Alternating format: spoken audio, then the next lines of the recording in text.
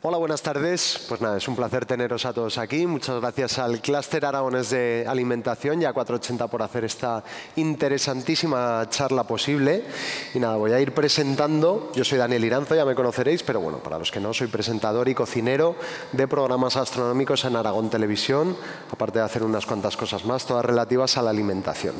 Pienso que la charla de hoy va a ser muy interesante. El tema es interesante, pero sobre todo tenemos hoy a tres auténticos cracks en su especialidad y creo que nos van a aportar muchísimas cosas. Yo, de hecho, estoy muy contento, aparte de por poder estar moderando el debate, por todo lo que vamos a aprender. Creo que van a salir temas de conversación muy interesantes de algo que es tan importante como la alimentación. El título en realidad de la charla es «Somos lo que comemos», que es una verdad que todos damos por sentada, pero que ahora hay muchos matices, muchas aristas. De todo eso vamos a hablar esta tarde. En primer lugar, quería presentar, por ejemplo, a José Manuel. José Manuel López Nicolás. José Manuel, si quieres subir. Es profesor, investigador en el área de tecnología de los alimentos y la biotecnología, docente en varias carreras y divulgador científico, coordinador de la Unidad de Cultura Científica de la Universidad de Murcia y responsable del blog Essentia. Desde aquí os lo recomiendo, ¿se dice así? Desde aquí os lo recomiendo a todos porque es un blog que acerca la ciencia de una manera muy llana y muy sencilla al público de a pie, como pueda ser yo, que la hace comprensible. Luego además ha escrito un libro que se llama Vamos a contar mentiras, que también os lo recomiendo a todos. Ya sabéis que yo pues un poco predico mucho lo de leer las etiquetas y aprender a ser consumidores responsables, que es lo que nos hará consumidores poderosos. Pues él ha escrito un libro que nos ayuda a educarnos y a formarnos como consumidores. Se llama Vamos a comprar mentiras, va por la 7ª edición y es muy recomendable. Así que nada, aplauso para él.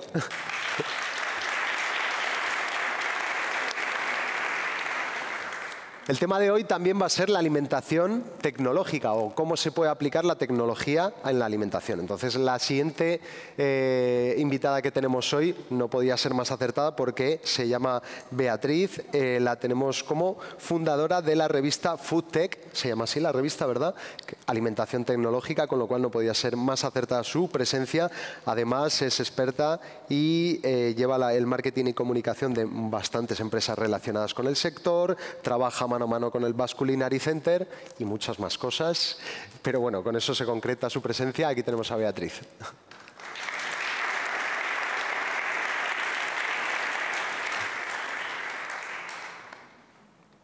Gracias, Beatriz. A vosotros. Muy bien.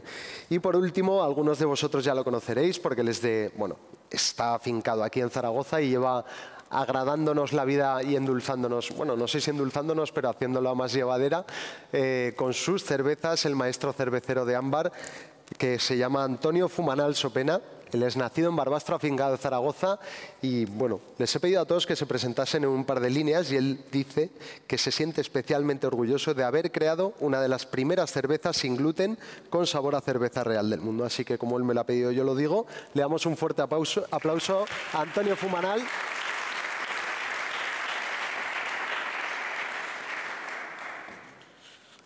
Encantado, Antonio. Gracias, Vic. Muy bien. Bueno, pues nada, yo me voy a poner a un ladito, voy a estar un poco en calidad de moderador, pero también meteré baza, si veo que puedo. Me dejáis. Muy bien. Bueno, hemos dividido la charla en unos cuantos puntos que nos parecen muy interesantes. El primero, porque cuando hablamos de tecnología en la alimentación nos puede sonar a pie de calle un poco marciano. Entonces, Beatriz, por ejemplo, nos puedes contestar. Yo creo que tú eres una persona muy adecuada para contestarnos. ¿Qué es la alimentación personalizada o de precisión?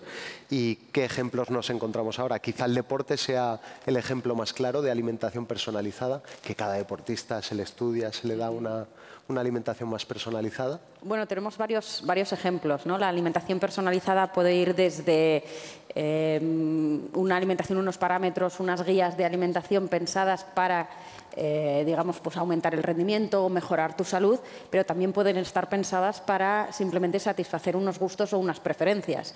Entonces, bueno, pues a partir de ahí lo que tenemos es a nuestra disposición, pues ahora mismo numerosas tecnologías y no solo tecnologías, dispositivos, sino también análisis médicos que han bajado muchísimo su precio, se han puesto mucho más al alcance y que nos permiten, pues, desde un simple análisis de sangre hasta análisis de nuestro genoma o incluso de nuestro bioma, ¿no?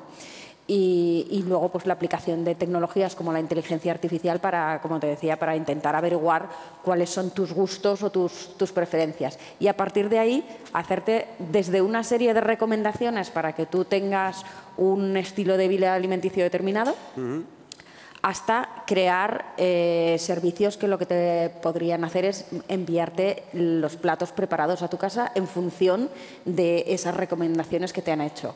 Entonces, entre medias hay un montón de oportunidades y de posibilidades de que tu alimentación sea más ajustada a tus necesidades o tus preferencias. De acuerdo. Nos queda muchísimo camino por recorrer en este campo, me imagino, Antonio, por ejemplo, José Manuel. Me imagino que cómo se aplica esto, por ejemplo, en la salud hoy en día, a día de hoy, me refiero. Yo creo que sí que nos queda muchísimo camino por recorrer. Creo que el tema de la alimentación personalizada se está avanzando muchísimo, como ha comentado, son muchos los ejemplos, se está afinando mucho en algunas disciplinas que ayudan a la alimentación personalizada, sobre todo pues, las que comentaban, la genómica, metabolómica, la ómica, etcétera, pero hay un problema. Hay un problema.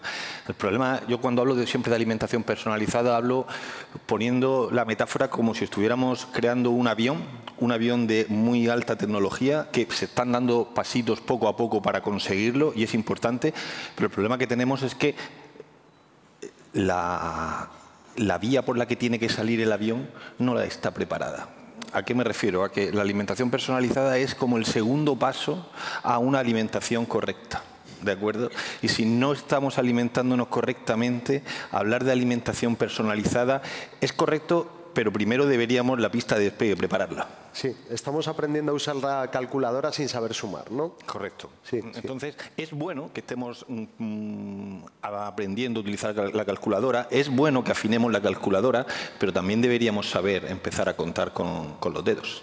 Sin duda. Porque, Antonio, tú piensas también, ¿estás de acuerdo que hoy en día no sabemos sumar, vamos directamente a la calculadora, no sabemos comer correctamente, ¿no? Bueno, yo creo que en la historia de la humanidad hay un momento donde tiene que contar calorías, donde lo importante era consumir las 2.000 o 2.500 calorías diarias y en los últimos 100 años nos hemos pasado de frenada.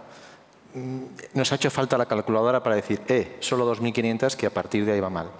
La segunda fase, que es la pista de aterrizaje o de despegue, que decía José Manuel, es que esas calorías sean las que tienen que ser. Y todavía nos encontramos con misterios que en nutrición, en esa tecnología tan sofisticada, no entendemos. ¿Por qué unos alimentos funcionan mejor que otros si analíticamente parecen lo mismo? O sea, todavía hay mucha tecnología que desarrollar que nos permita saber qué es de verdad lo que hay detrás. Y probablemente una de las cosas más novedosas de los últimos años en nutrición es que hemos dejado de ser individuos. Ya no somos individuos, somos ecosistemas. Ecosistemas, nuestro cuerpo es un ecosistema, pero nosotros somos un ecosistema que nos tenemos que alimentar e interaccionar con ellos. Eso complica, y me ha parecido, tus palabras del avión me parece una metáfora muy bonita, porque es muy complicado que ese puzzle de ecosistemas se encaje. Pero la única respuesta a todo eso, a mi modo de ver, es el conocimiento, la tecnología, el desarrollo, la ciencia bien aplicada. Y el sentido común, porque fijaos que a mí me llama mucho la atención que sin los avances tecnológicos que hay hoy en día, resulta que nuestras abuelas hacían una comida mucho más equilibrada, no sé bien si por intuición o cómo, pero sabían que unas lentejas combinadas con arroz eran un alimento completo y que en un chorrito de vinagre absorbía más determinados nutrientes. Pero hoy en día esas cosas parece que solo las sepamos porque se demuestran científicamente, pero antes había comidas muy equilibradas, ¿no es cierto? ¿Esto va sobre todo por ti, José Manuel? Vamos a ver, hay que llevar un poquito de cuidado con eso, ¿vale? Porque efectivamente yo creo que estamos en la época de la historia donde los alimentos son más seguros, muchísimo más seguros de lo que eran antes, ¿de acuerdo? Por eso cuando oigo continuamente las palabras esas de tradicional, natural, la receta de la abuela, todo eso, a mí no me gusta.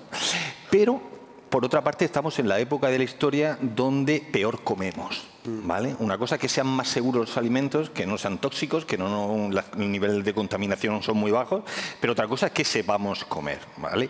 Entonces, y es más, por lo que estabas comentando, cuando hablamos de alimentación personalizada, pues, no solamente estamos hablando de alimentos, ni muchísimo menos. Estamos hablando, yo entiendo una alimentación personalizada como una alimentación, como una forma de vida, un estilo de vida, donde influye tus hábitos, tus gustos, lo que haces el día a día y, entre otras cosas, la alimentación, porque una alimentación personalizada mía no es la misma tuya, ni la tuya, ni nada.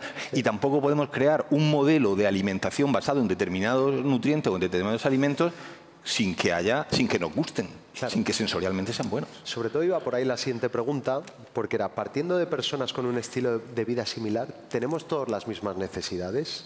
Yo aquí siempre pienso en mi mujer, que me da una envidia de las malas, no de las buenas, porque ella se sienta, se toma una tableta de chocolate tranquilamente y tiene la tripa como una tabla de planchar. Yo hago eso y al día siguiente, bueno, no quepo en el pantalón directamente. Tenemos una edad similar. Supongo que será el metabolismo, que es lo que se dice, no lo sé realmente. Entonces, ¿qué hay sobre los alimentos perjudiciales? ¿Son perjudiciales para todos o realmente cada individuo tiene un alimento perjudicial o menos perjudicial? ¿Cómo es eso, Beatriz? ¿Tú cómo crees que es? Bueno, pues creo que precisamente la ciencia lo que intenta es averiguar ese tipo de cosas, ¿no? Y crear perfiles dentro de las personas, y ahí, bueno, la parte de la ciencia tiene mucho más que decir, pero precisamente lo que se está buscando es acercar la posibilidad de hacer esos análisis para que podamos crearnos esos perfiles personalizados y nos pueda ayudar a tomar esas decisiones de una forma más informada. A lo mejor antes solo acudían a hacerse ese tipo de análisis las personas que tenían realmente un problema o que percibían que tenían un problema, pero no todo el mundo a lo mejor tenía a su alcance la posibilidad de hacerse un perfil y conocer qué tipos de alimentos le encajaban mejor o le sentaban mejor o tenían sus preferencias. Entonces, creo que la ciencia lo que hace es, por un lado, democratizar desde el sentido de que puede estar al alcance de más personas el hacer este tipo de análisis. Entonces, es cierto que partiendo de un estilo de vida similar, dos oficinistas o dos deportistas, no la misma alimentación les va a ir bien a los dos. Está claro que cada metabolismo requiere un tipo de alimentación. Esa es la base un poco del concepto de personalización, ¿no? Puede ser, lo que pasa es que hay que ver, puede influir el bioma, puede influir el genoma, puede influir nuestro estilo de vida, tú lo dirás muchas veces, incluso pueden influir las dos cosas, lo que todavía supongo que hay que hacer muchos análisis clínicos que nos permiten, porque a lo mejor nos podemos hacer un análisis genómico que realmente detectamos que tiene una influencia en cómo nos sienten los alimentos. Pero a lo mejor si nos hiciéramos también un análisis de bioma, tendría otra influencia. ¿Y cómo están interactuando entre sí? Pues es lo que hablaba antes sobre la pista, ¿no? No son pasos mal encaminados, lo que pasa es que a lo mejor todavía no tenemos todas las teclas de esa calculadora como para saberlo todo. Pero sí que es cierto que ese es un poco el camino, intentar crear perfiles para tomar nuestras decisiones. Muy bien. Y Antonio, ¿cómo crees que cambiará esto las normas del juego? Quiero decir, ¿cómo va a cambiar el paisaje? Desde luego los smartphones lo han cambiado todo. El paisaje, la forma de actuar, la forma de trabajar, absolutamente todo. Entonces, si la tecnología en la alimentación llega realmente a implantarse de una manera cotidiana, no solo para gente muy exclusiva o para que se lo pueda permitir, ¿cómo crees que será en el futuro un supermercado, una tienda de alimentación? ¿Cómo pensaremos en hacer la compra? Cuando a veces me preguntan en mi mundo de la cerveza, que conozco un poco más que la alimentación en general, hago siempre la comparación de cuando Graham Bell hizo la primera llamada por teléfono, hace no muchos años, no era más de 100 y pocos años, ni se imaginaba que hoy estaríamos cada uno con un móvil, no con un móvil, con un ordenador portátil en el bolsillo, ¿no? Entonces, en nutrición yo creo que ha pasado un poco lo mismo. Hace 20 años o 25 años, tampoco muchos más, nadie imaginaba una tortilla de patata envuelta en el supermercado, congelada, dispuesta para el microondas, ¿no? Y una ensalada que puedes llegar a casa sin limpiarla, ¿no? Es decir, la tecnología alimentaria lo que está haciendo es que nuestras vidas sean un poco más cómodas. Los tecnólogos, los cocineros y los guías de nutrición tienen que ser capaces de enfocar al industrial, al que es capaz de poner productos en el mercado a gran velocidad, en la diana adecuada.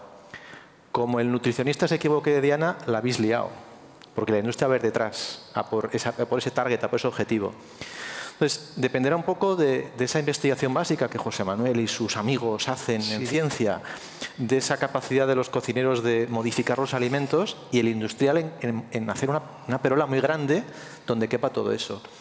Las perolas van a ser más grandes, lo tengo muy claro, cada vez más grandes, pero cada vez habrá muchas perolas muy diferentes. Un poco la idea es que la tecnología son habilitadores y son herramientas, ¿no? pero te habilitan a encontrar soluciones a problemas o a necesidades que tiene el consumidor. Entonces, por ejemplo, decías, ¿cómo será el supermercado del futuro? Pues imagínate que más o menos se extiende el concepto de nutrición personalizada y tú generalmente hablabais del móvil. Llevaremos en el móvil, por supuesto, nuestra dieta porque nos habrán recomendado realizar esta dieta, ¿no? Entonces, imagínate que dices, bueno, yo para responder a esta dieta, ¿qué tengo que hacer? ¿Ir al supermercado y mirar las etiquetas? No, probablemente haya formas, la tecnología nos pueda habilitar formas más fáciles de hacerlo. Y a lo mejor simplemente con mi móvil puedo escanear y me va a dar alertas de qué alimentos sí o qué alimentos no se ajustan a esa dieta que yo puedo hacer. ¿Vale? Con lo cual, a mí me va a facilitar la vida.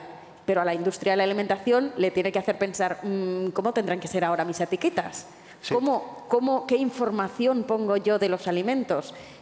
¿Puedo seguir poniendo esos reclamos sobre beneficios nutricionales o a lo mejor las etiquetas ya serán inteligentes y la información va a llegar directamente al usuario sin pasar por mi packaging? Entonces, son este tipo de cosas en cuanto la tecnología llega, permite hacer cosas y a partir de ahí la industria, los diferentes actores dicen, bueno, ¿y ahora qué hacemos con ellas? ¿No? Como, es un poco la pescadilla que se muerde la cola o el concepto de ecosistema que decíamos, ¿no? Yo te facilito una cosa, los usuarios les gusta, tiran de ello, la industria tiene que responder. Muy bien. Yo siempre digo que ahí el consumidor es el que tiene sobre todo la responsabilidad de formarse. Si no nos formamos y exigimos como consumidores, va a ser difícil. Eso es mi opinión, ¿eh? Como cocinero y como consumidor, que son las dos partes que toco. No sé si estás de acuerdo, José Manuel. El consumidor tiene parte de responsabilidad. No podemos siempre echar balones fuera y decir que es la empresa o que son determinados sectores, ¿no? Pero aquí el batiburrillo o la perola, como la que comentabas, es muy grande. ¿Cómo sabe el consumidor? Una cosa es que el consumidor deba saber unos conocimientos mínimos de nutrición, unos conocimientos mínimos de química, sí que es como cultura, como forma de cultura, pero otra cosa es que deba saber lo que esconde cada una de las etiquetas de los alimentos que están a nuestra disposición, ¿vale? Entonces, realmente el tema del consumidor no tiene por qué saber las triquiñuelas que se utilizan para el marketing alimenticio o para... No podemos llegar hasta ahí. ¿Qué debe saber el consumidor? Como bien has comentado, lo de, por ejemplo, hacerse los análisis correspondientes. Pero, ojo, en los análisis hay 3 tipos de análisis, ¿eh? Y hay algunos que no recomiendo. Unos sí que son, claro, para saber si somos, y eso está científicamente demostrado, si somos intolerantes a la lactosa, si somos intolerantes al gluten, etcétera. Eso es correcto. Luego hay otros, los de genómica, los que estamos hablando de cómo puede un alimento intervenir en tu genoma o en la expresión de un gen para saber qué tipo de alimentación es la mejor. Existen esos análisis y son correctos y cada vez se está avanzando más. Pero huyan ustedes de todos esos análisis que luego nos dan una lista de cuáles son los 100 alimentos que son buenos para nosotros y qué alimentos son los que no debemos tomar. Hay mucho engaño en eso, ¿de acuerdo? Porque cuando surgen nuevas tecnologías, cosa que es importante que aparezcan, pues también surge la otra parte, que intenta aprovecharse del desconocimiento que hay de la población hacia esas tecnologías. Entonces, hace falta muchas cosas. Hace falta la responsabilidad del consumidor, pero también hace falta un poquito más de responsabilidad empresarial en cuanto al marketing, un poquito más de responsabilidad por parte de legislación, porque la legislación que existe actualmente en el tema de la alimentación es muy laxa, ¿vale? Y permite unas ventanas abiertas que el consumidor se vuelve loco. Un poquito más de responsabilidad de medios de comunicación, de responsabilidad de algunos famosos y de responsabilidad también de algunas sociedades de alimentación que apoyan, dan el beneplácito con su logo a algunos alimentos que son realmente peligrosos para la salud. Sin duda. Eso claro, ¿verdad? Bueno, y respecto a la gastronomía, ¿cómo creéis que afectarán estos cambios? Claro, últimamente hemos visto una revolución brutal en lo que es lo que comemos en el día a día. No sé si para bien, en algunos casos desde luego, para mal, en muchos de ellos también, pero no se come lo mismo que hace, iba a decir 15 años, pero ni siquiera 10. La globalización, Internet ha cambiado todo y ahora todos sabemos lo que es un ceviche, cosa que hace 10 años no sabíamos lo que era y que está fenomenal. Yo cocino mucho ceviche, me encanta el ceviche, pero está claro que ha cambiado todo. Entonces, ¿creéis que esto también va a cambiar un poquito la gastronomía? ¿Cómo podemos conseguir... Esto casi es una pregunta general, no respecto a la tecnología, sino cómo podemos conseguir que se mantengan las raíces de la gastronomía entre tanta información que hay? Bueno, si ves los menús de hace 50 o 60 años de la mayoría de casas españolas, era el lunes cocido, martes cocido, miércoles cocido, jueves cocido. Ya es bueno que haya un ceviche de vez en cuando, ¿no? Sí, sí. Entonces, yo no le tengo ningún pánico a que la gastronomía tradicional de cualquier región desaparezca si realmente está buena. Pero tiene que ganarse, igual que la industria, el derecho a existir. Tiene que seguir aportando cosas nuevas. Yo cuando a veces hablo con cocineros como tú, lo admiro, ¿sí? Porque al final la materia prima de la que partís suele ser incomestible. O sea, mi materia prima, que es la cebada, es maravillosa, natural, viene del campo. No te la comas tal como está, ¿eh? Porque tal y como entra, sale, con suerte. Entonces, el trabajo del cocinero es el trabajo de transformar materias primas normalmente no nutritivas y normalmente no adecuadas para nuestro cuerpo en algo que encima está bueno, ¿no? Entonces, yo creo que de cualquier sitio donde vengan las ideas, bienvenidas sean para tomarnos un ceviche o una fermentación de lo que sea, ¿no? Bien, no, a mí la globalización, miedo cero. Pero nos tenemos que ganar, igual cuando hablamos de la industria, y comentaba José Manuel de que la industria a veces es un poco torticera con sus historias, si para mí una parte tiene buena las nuevas tecnologías es que son capaces de exponer al mundo con una transparencia hasta ahora no vista, ¿no? Y las empresas nos tenemos que ganar el derecho a existir, el derecho a ganar dinero con la operación que hacemos en el mercado. Es decir, tenemos que devolver mucho porque recibimos los frutos económicos de esa sociedad. Es decir, poco a poco yo creo que las empresas van entrando, o vamos entrando, en esa dinámica de que por qué existo, por qué estoy y qué beneficio doy a mis clientes o a mis consumidores, ¿no? Mucho más allá de un claim maravilloso y vender muchas unidades de una determinada. Y si miras las empresas, yo creo que más modernas, el derecho a existir porque existo es parte ya de su filosofía de trabajo. Y si no lo es, lo tendrá que ser. Muy bien. Yo creo que, perdóname, desde el punto de vista gastronómico tenemos que pensar, hay dos cosas importantes. Una, hoy en día los chefs tienen un poder de influencia y de prescripción muy importante y creo que si siempre han sido, como decías, los expertos en transformar los alimentos y en hacerlos más apetecibles, creo que hoy en día esa función es todavía más importante, con lo cual yo creo que ahí tienen un papel muy importante. Pero luego también en los negocios, no nos podemos olvidar que estamos hablando de algo que se llama industria de la alimentación. Dentro de la industria de la alimentación están los restaurantes. Muchos de nosotros no comemos en casa, cada vez se come menos en casa y tenemos que alimentarnos fuera de casa. El que cada vez estén surgiendo más conceptos de restauración que tienen en cuenta una alimentación saludable y una información y una transparencia a la hora de contar al consumidor qué es lo que está poniendo, por qué lo está poniendo, creo que también es algo que tenemos que aplaudir y que realmente yo, además, aunque soy de aquí de Zaragoza, vivo en Madrid desde hace muchos años y en las ciudades grandes el tema de comer fuera a veces es un drama, ¿no? Pero cada vez lo va siendo menos. Sí. Hace poquito han abierto un local en la zona de Nuevos Ministerios en Madrid, que es una zona súper de oficina, súper concurrida, en el que a las 2 de la tarde te matas por comer en cualquier sitio. Bueno, pues han abierto un local, un concepto nuevo, de un chef que creo recordar, estaba en uno de estos restaurantes de estrella Michelin, ahora mismo no recuerdo bien, pero él ha salido un poco de ese mundo para decir, oye, quiero crear este concepto. Entonces creo que eso es muy importante, que la restauración se una también a la idea de que cuando comes fuera de casa también quieres comer sano y también quieres tener opciones. Y eso está en nuevos conceptos de restauración que sean sostenibles, que sean rentables, y luego también en cómo elaboramos los menús, las cartas, el pensar que hay tribus que se llaman tribus alimenticias que responden a muchas necesidades y no porque seas vegetariano te tienes que limitar a comer una ensalada. Hay muchos vegetarianos y afortunadamente hoy en día ya hay más creatividad en torno a productos vegetarianos y veganos, pero antes prácticamente primero te miraban como un bicho raro y segundo no había más opciones. Entonces, que realmente las cartas sean más ricas en ese sentido, ¿no? Que comer es disfrutar, pero no necesariamente tiene que ser, bueno, pues traspasar los límites de lo saludable, ¿no? Entonces, ¿cómo elaboramos cada plato? ¿Cómo elaboramos los menús? Y que haya una oferta suficiente de conceptos de restauración saludable, yo creo que es una de las cartas que tienen que jugar el sector. José Manuel. En el tema de los chefs, yo trabajo con dos restaurantes de estrella Michelin, trabajo con ellos y he visto dos formas de trabajar.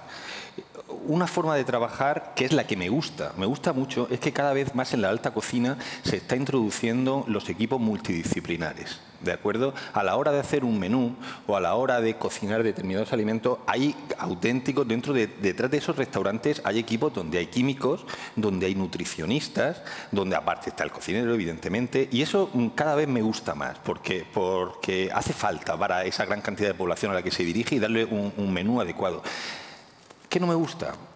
No me gusta, los chefs ahora mismo deben ser responsables y deben también pensar que muchos de ellos están en medios de comunicación y tienen una imagen ante el público y no puede ser que... Y una credibilidad. Y una credibilidad, exacto. Y no puede ser que tú salgas en un programa de máxima audiencia, eres un chef reputado, con una fama que te ha dado ese programa y no puedes ni decir tú, ni permitir que alguien diga sin saltar que, por ejemplo, si tienes cáncer, determinado tipo de producto te va a ayudar a solucionar ese cáncer. Eso ha ocurrido en televisión. ¿Hay cocineros que lo dicen? Sí.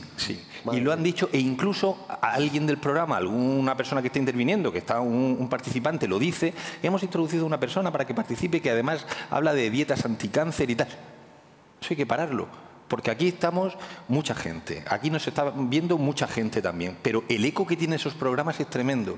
Y entonces cada uno tiene que hablar de lo que sabe. Me parece perfecto que los chefs hablen de nutrición si saben hablar de nutrición. Si se han formado en eso, porque si no, el daño puede ser preocupante. Con una dieta no te vas a curar el cáncer, jamás. No, sin duda. Pero bueno, en la televisión ya sabes que todo el mundo habla sin decir mucho sobre lo que sabe. Yo si me permites, por decir una tontería más, pero cuando habláis de los cocineros, que empezáis con los sabores dulces, los salados, los umamis, a ver cuando habláis del sabor de la salud. Sois capaces de transmitir con los alimentos que aquí el alimento es saludable y está bueno. Sí, que no va reñido una cosa con la otra. Sin duda. Estoy recibiendo, al final, ya sabía yo. No, yo siempre digo una cosa, a ver, tenemos que estar formados los cocineros. Yo procuro formarme, a ver, lo que estudié en la escuela, teníamos un curso que era dietética y nutrición, pero luego, obviamente, claro que no. Ha habido unos avances terribles. No, y que probablemente lo que se estudiaba en dietética hace 20 años no es lo mismo que hoy, porque la ciencia ha avanzado. Procuro seguir formándome y creo que un cocinero... Yo estoy en la tele y lo que decís, tengo un altavoz y tengo una responsabilidad, pero creo que cualquier cocinero que dé de comer a sus clientes debería tener ese orgullo de decir vamos a darles de comer bien y sobre todo no voy a darles de comer nada que no comiese yo. Que pienso que eso es una máxima muy buena. El que les da de comer una cosa que igual no es muy sana porque él la come, pues bueno, tiene un poco más de excusa que el que les da de comer cosas que ni él mismo comería. Pienso que hay que estar muy formado, efectivamente, y debería ser algo obligatorio para todos los cocineros, igual que hay un curso de sanidad, dar un curso de o tener esos equipos multidisciplinares de los que hablo y que hable otra persona. Es muy difícil o limitarse a hablar de lo que uno sabe. Con el presupuesto que tenemos. Pero por lo menos un curso básico de dietética y nutrición pienso que no sería muy costoso. Sí, ahora me van a dar los cocineros también por meterles caña. Muy bien. Bueno, también la siguiente pregunta iba un poco al hilo de eso. ¿Quién nos va a ayudar a identificar los nutrientes que más nos convienen? Necesitamos un ángel de la guarda nutricional y aquí, si me permitís, voy a introducir algo. Para mí sí que es cierto que los cocineros hoy en día somos como estrellas del rock, por mucho que a mí me moleste esa definición, pero es así. Nos han puesto ahí en la tele, tenemos un altavoz, bien. Pero yo en la persona que más confío para mi salud es en mi médico de cabecera, que es en cuanto tengo un problema el primero que voy. Y rara vez mi médico de cabecera me ha orientado el problema en base a mi alimentación. Yo siempre he echado en falta eso. Digo, ¿cómo es posible que para mí somos lo que comemos? Lo tengo clarísimo, o por lo menos a largo plazo, sí que me afecta a mi estilo de vida, a mi alimentación. ¿Cómo es posible que mi médico de cabecera no se preocupe por lo que como? Me pregunta muchas veces qué hago, qué estilo de vida llevo, el estrés, tal, pero jamás me pregunta por lo que como, por lo que desayuno, por lo que meriendo, por lo que ceno. ¿A ti no te llama la atención eso? ¿No crees que los médicos deberían ser nuestros ángeles de la guardia nutricionales? No. Vale. No. ¿Por qué? Porque creo que hay especialistas que se dedican a eso. ¿De acuerdo? Cuando hablaba de los equipos multidisciplinares, yo entiendo que no tienen por qué ser solo ellos, pero evidentemente la profesión que más entiende del tema para mí es el dietista nutricionista. El dietista nutricionista no es Hay alguno. El dietista nutricionista no estoy hablando de un médico que haya hecho un curso o una especialidad, no, es que hay una carrera. Hay una carrera, una diplomatura, ahora es un grado y entonces son los responsables de eso. Entonces, ¿qué ocurre? El problema también es de fondo y lo conozco muy bien. Yo dirigí una de esas carreras cuando era diplomatura. El problema está que no hay dietistas nutricionistas, no sé aquí, pero en la administración pública en España no hay. Y este es el gran problema. La cultura de introducirlo dentro de, no, claro, exactamente, de las visitas habituales. porque también los equipos multidisciplinares de los que hablaba, también allí luego están las rivalidades, y hay que decirlas. Claro, está el médico endocrino que dice que no, el enfermero que tradicionalmente ha actuado de nutricionista. Entonces, el problema es ese, el médico no... Es más, me parece bien que el médico no te hable de alimentación, pero lo que tiene que mandarte es a alguien que hable de alimentación. No sabía que en la administración, que en la sanidad pública no había ningún nutricionista. Claro, habrá alguno, no sé, pero como carrera, como se prometió que iba a entrar como enfermería, fisioterapia, etcétera, no existe. Existe la carrera, pero no existe en la plaza de la oferta pública. Vale. Ese es el problema. Entonces, me parece bien que el médico no entre a decirte qué tipo de alimentación, porque no está preparado para ello, pero te tendría que enviar a una de esas personas. Y si piensas un poco en la historia de la medicina, 50 años hacia atrás, algún pediatra amigo un poco mayor que tengo, su problema cuando veía a los niños es que les faltaba alimento. O sea, en 40 años, nuestra sociedad, España, pero en general, ha pasado de cierta escasez a cierta abundancia. Sí. Me comentaba un historiador de la dietética de los militares, que está como muy estudiada, que cuando hacían el contaje de calorías en los años 40 no llegaban a las 2000 calorías la dieta de un soldado español. Dice, a ver cómo iban a pelear en aquellos años, ¿no? Entonces, en ese cambio, que parece que hace muchos años, en 50 años, los médicos han tenido que pasar de pensar que a todo el que le pasa por la consulta le faltaba algo, porque probablemente no comía lo suficiente, a justo al revés, empezar a cambiar el chip, a este le sobran cosas, ¿no? A la legión que los han tenido que poner a dieta. Claro. ¿No sabía? Un chip de los que hay que cambiar es el del balance energético, que estamos siempre contando calorías, sumando, restando, lo que tal, y hay muchas más cosas que influyen además del balance energético. Me gustaría introducir ahora un concepto por salirnos un poco de solamente la nutrición desde el punto de vista médico, y me va a perdonar la nutricionista que tenemos ahí al fondo, ¿vale? Pero por introducir un enfoque, un ángulo desde el punto de vista de tanto social como tecnológico. Es decir, ¿qué nos está llevando a conceptos como la nutrición personalizada? No solamente estos análisis y no solamente el hecho de que exista el genoma o el bioma que lo podamos analizar. Hay una serie de tendencias, tanto sociales como tecnológicas, que nos están encaminando hacia este punto. Por un lado, desde el punto de vista tecnológico, las generaciones actuales y todas las venideras, estamos introducidos ya en unos usos y en unas costumbres que nos están metiendo la personalización por los ojos y no nos damos cuenta y se ha introducido de una forma muy natural. Por ejemplo, si pensamos hasta hace poco, bueno, sí, relativamente poco, para algo que llamamos ahora consumir contenidos audiovisuales le llevábamos a ir al cine. Y para ir al cine teníamos que comprar una cosa en papel que se vendía, que era un periódico donde en las últimas páginas te ponían la cartelera, tú ibas a mirarlo, elegías la película y mirabas a ver en qué cine ponían lo que a ti te gustaba, a ver a qué hora, a ver si te venía bien. Ibas, comprabas una entrada, igual tenías que hacer cola. Esto que estoy escribiendo ahora, a algunas personas más jóvenes les puede parecer como qué infierno me estás contando. Bueno, pues es que esto es como se hacía hasta ahora. Ahora mismo tú te sientas en el salón de tu casa, enciendes la tele y tienes un montón de opciones que te dicen, según la película que has visto ayer, que ya la has podido comprar directamente desde tu sillón, estas son las otras que te recomiendo que probablemente te gusten porque es tu estilo. Cuando te compras la música ya no vas a comprar un disco, te pones una música y te salta una lista de recomendaciones. Si te gustó este disco, te gustará este grupo también. Correcto. Todo eso es personalización.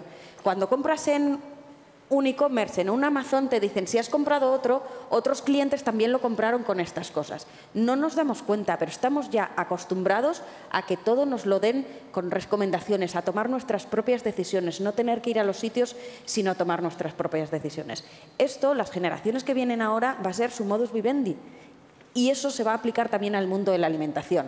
Y lo que estamos hablando ahora de decir, si la gente no está acostumbrada a ir a un nutricionista, habrá muchas personas ahora, millennials, generación Z, etcétera, que estarán acostumbradas a todo eso buscárselo por su cuenta. Y si hay una empresa que me hace un análisis a domicilio y luego me pone una plataforma online en la que yo directamente puedo tener mi menú y lo puedo elegir y encima me mandan la comida a domicilio, eso va a ser mucho más parecido a las experiencias de usuario en las que nos estamos acostumbrando y las generaciones actuales están trabajando, que la forma tradicional de me duele algo, voy al médico. Entonces tenemos que pensar no en cómo son las cosas ahora, sino en cómo van a demandarlas las generaciones que están ahora y que van a venir a futuro. Y la personalización no es solo en la alimentación, sino en todos los aspectos de la vida, ¿no? Y nos está entrando por los ojos y ya es algo muy natural.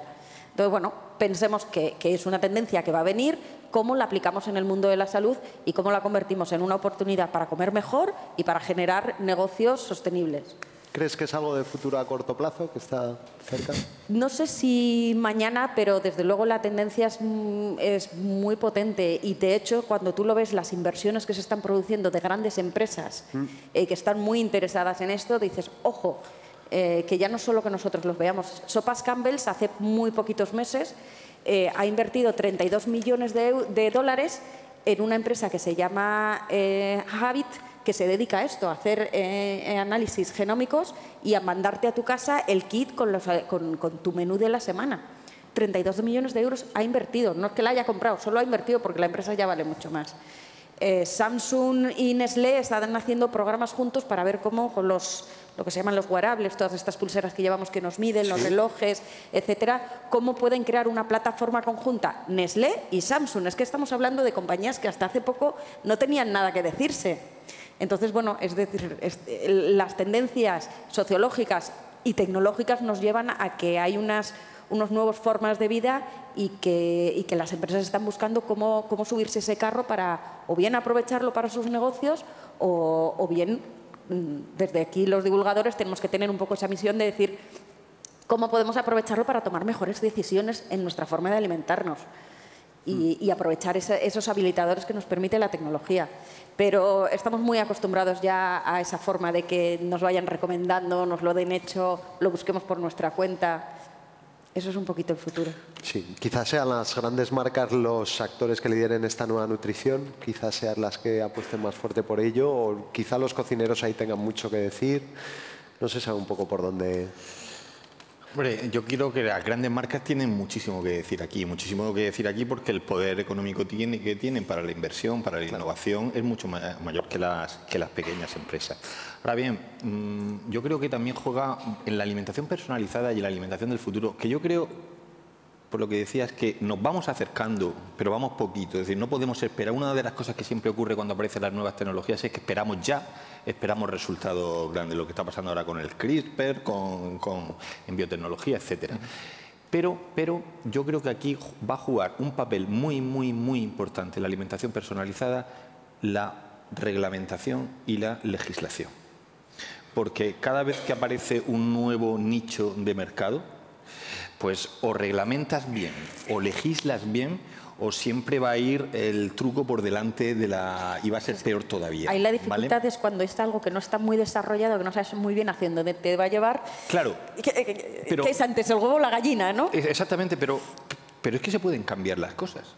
Es que, por ejemplo, ahora mismo hay una reglamentación existente sobre pues los alimentos funcionales. Es decir, yo creo que el tema de la alimentación personalizada irá dirigida más bien hacia los alimentos funcionales, pero que tendrá que cambiar absolutamente. Alimentos funcionales, les digo, todos estos de enriquecidos en omega 3, en fibra, en jaleas reales, vitamina C, en toda esta historia. Pues empezó con buen pie, se empezó con muy buenas intenciones, con unos objetivos muy claros y estaban muy bien. Pero, sin embargo, actualmente no existe en el mercado ni un solo alimento funcional que sea necesario y que sea útil. Ni uno. Entonces, ¿qué ocurre? Que la legislación que hay es una legislación obsoleta que permite una trampa clarísima, ¿vale? De la que se están aprovechando muchísimo. Entonces, es lo que se está luchando. Yo soy miembro del Comité Científico de la Agencia Española de Seguridad Alimentaria. Y entonces hay que estar muy pendiente de que nuevas vías que se abren en la alimentación, como pueden ser la alimentación personalizada, que haya una legislación que no permita determinadas actitudes. Entonces, a la misma vez que se adelanta en innovación, en tecnología, en investigación, hay que legislar. Si nosotros preguntamos aquí en España, siempre se pregunta, ¿qué es mejor, educar o legislar? Entonces somos un país muy romántico. Y aquí siempre decimos, no, legislar y prohibir nunca, siempre educar. Pues creo que en el tema de la alimentación hay que educar y paralelamente legislar. Porque de nada siempre decirle a la gente determinadas cosas si ahí fuera se venden productos que o no son sanos o no cumplen lo que prometen. ¿Cómo estamos en España en ese aspecto? Mal. Mal. Quiero decir con respecto al resto de Europa, por ejemplo. No, la reglamentación a la que me estoy refiriendo en la alimentación funcional es un reglamento europeo. ¿De acuerdo? Estamos mal en toda Europa. Vale. Es muy romántico pensar que aparte de la legislación tendríamos que esperar como consumidores que sean las empresas también las que ejerciten la responsabilidad, que la responsabilidad es ir más allá de lo que nos obliga la legislación. Pues fíjate, mi experiencia hasta hoy es que sí, que es muy romántico esperarlo. Ahora el guante se lo hemos dejado. Que debería serlo, debería ser así. Debería no tener que esperar a que me legislen para, me han pillado el truco, voy a hacer otra cosa, debería ser. Pero en ciertos campos llevamos mucho tiempo esperando ese romanticismo y hasta ahora solo nos dan calabazas. Creo que por alegaciones tenemos que dejarte hablar. Sí, soy industrial, una perola grande de cerveza. Realmente es complejo aguantar las presiones de lo que está bien y lo que está mal. Es muy fácil aguantar las presiones cuando sabes perfectamente lo que está bien, en qué dirección tienes que moverte tecnológicamente. Entonces, aguantas muy bien. Sí. Sí que es verdad que cada empresa tiene que definir qué quiere ser. Lo que contaba antes, ¿cuál es mi derecho a ganarme la vida haciendo lo que hago, ¿no? ¿Por qué esto tiene sentido? Y en esa parte la ética de las empresas es fundamental. Yo creo que pues el trabajo de José Manuel, el trabajo de sus ratos libres, de tuitear, de dar publicidad, de divulgar, para las empresas es una referencia enorme que nos marca por dónde podemos ir y por dónde no podemos ir.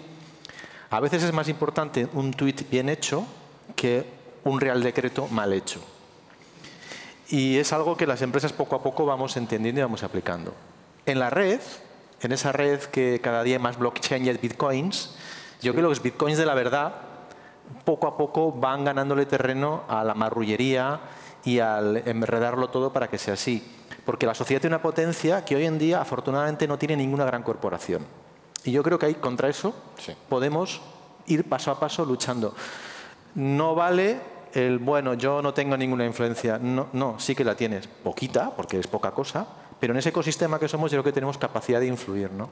Y yo estoy encantado con las redes sociales. Me parece la única manera de conseguir transparencia en un mundo donde si no estarían las barreras colocadas de hace muchos años, ¿no? Me ha encantado la expresión que has dicho y con tu permiso te voy a pedir permiso para utilizarla porque yo hablo mucho de blockchain, me parece que es una tecnología, la estoy siguiendo mucho, que tiene mucho potencial, todavía se tiene que desarrollar, pero el Bitcoin de la verdad como expresión me ha parecido fantástico. No sé si hasta qué punto todo el mundo está muy familiarizado con lo que es blockchain, pero es una tecnología que lo que permite es que los datos de cualquier transacción que se va produciendo, por ejemplo, pues desde que se produce, imagínate, una venta de un trigo hasta que tú compras una barra de pan, pues entre medias se han producido muchísimas transacciones. Que todas esas transacciones queden archivadas de una forma segura, no manipulada y que esa información no pueda ser manipulable, con lo cual esa información y que además siempre esté disponible, ¿vale? Para cualquiera que la pueda consultar. Eso que parece algo que muy evidente, pues hasta ahora mismo esa información está en silos separados. El que ha producido el trigo tiene su información, el que ha hecho la harina tiene la suya, el que las camiones tienen la suya y es muy difícil realmente tener una trazabilidad de esos productos. Blockchain es una tecnología que promete o parece que va a poder facilitar mucho esto y se considera que va a facilitar muchísimo esa trazabilidad de los alimentos. Si eso lo unimos a otras tecnologías, como puede ser los sensores o esos escáneres de alimentación, que ya los hay industriales, pero también se están haciendo de nivel doméstico, esa comprobación ya no tendremos que depender de que alguien diga lo que ha puesto en un paquete, sino que el consumidor directamente lo podrá comprobar. Y esos escáneres que ahora mismo se venden de forma individual y que tienen un precio más alto, dentro de poco es posible que estén dentro de nuestros teléfonos móviles. Con lo cual antes decía, ¿cómo será el supermercado o el restaurante del futuro?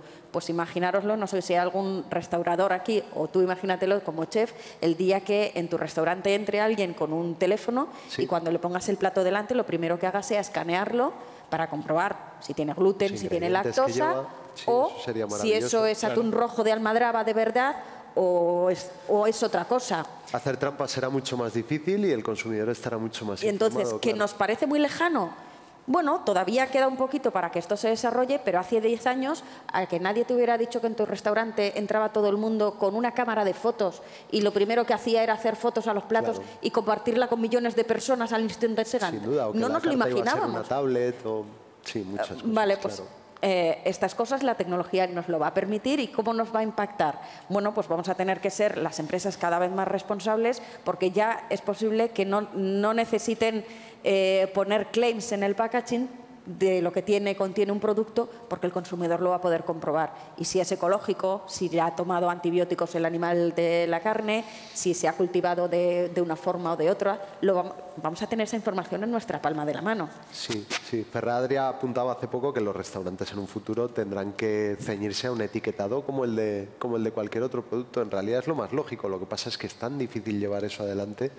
Luego está la creatividad, ¿no? Sí. Que es otra cosa, ¿no? Pero imaginaos todo lo que supone esto, estas posibilidades, ¿no? Sin duda, sí, cambiaría ¿Cómo va a totalmente impactar todo. en nuestros negocios cada uno de lo que tenemos aquí? En el tema del etiquetado que estás comentando, mi consejo que siempre doy a la gente es que cuanto más cosas pongan en una etiqueta, peor.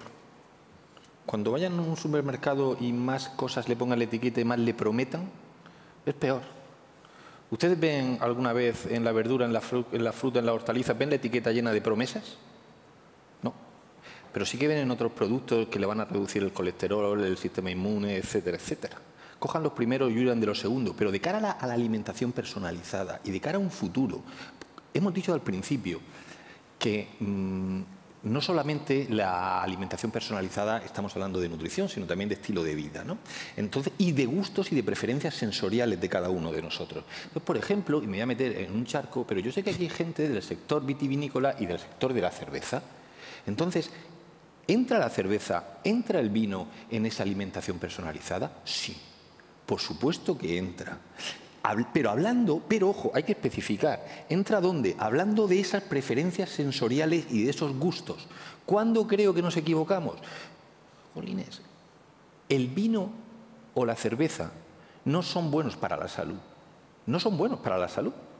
No, eso de la copa de vino o las 2 copas de vino, eso es incorrecto. O el vaso de cerveza que es bueno por los polifenoles o el resveratrol para el corazón, eso no es así científicamente. Pero es que tampoco hace falta decirlo. Entonces, no hace falta presumir. ¿Cuándo desde el punto de vista de la ciencia nos cabreamos?